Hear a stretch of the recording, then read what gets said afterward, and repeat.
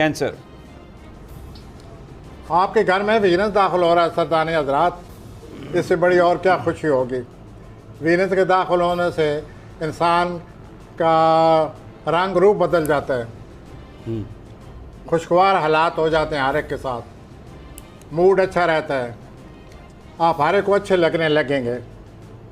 तो आपके लिए ये जो अगले 24 दिन है ज़ोहरा के लिहाज से बहुत अच्छे आ रहे हैं और आपको अपनी ज़ात का एहसास होगा, अपनी ज़ात की हैसियत का पता चलेगा और आपकी ज़िंदगी में जो बेहतरी अब तक पैदा हो चुकी है वो माजी कि मैं आपने बड़ी कोशिश की है। अच्छा, तो आप अपनी ज़िंदगी को एक बेहतर अंदाज से लेते लेते यहाँ तक आ गए हैं और उसके बाद आप माजी से जान नहीं छुड़ा रहे, आप माजी परस्त हैं, माजी से खोल के बाहर आए। मतलब क्या आगे माजी के ताल्लुक, रिश्ते, हर चीज, जॉब वो छोड़ उनको दें। उम्मीद न दें जितनी की दे रहे हैं। अच्छा कई भाई, लोग माजी परस्त होते हैं। कुछ मतलब यह है कि अगली जो नई चीजें शुरू हो रही हैं उस पर तवज्जो दें। हाँ, उस पर तवज्जो दें और माशाल्लाह खुशगवार हालात आने वाले हैं। पैसा, और दूसरा ये है कि एक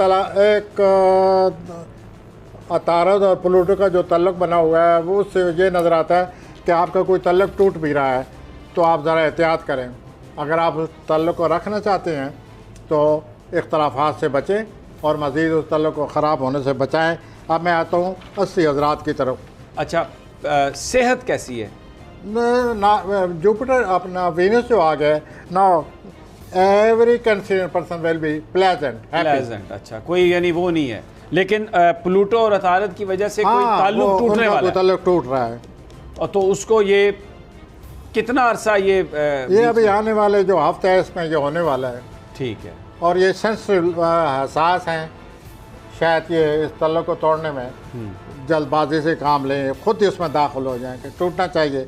यूँ मेरे जज्बात मजरूह हुए हैं, मेरे साथ यूँ हुआ, फिर ये हुआ, वो हुआ, तो ये तोड़ने के खुद भी तुले हुए हैं। ठीक है, हमारा काम है कि सुलझाना तरीके से काम करें। ठीक है। अब मैं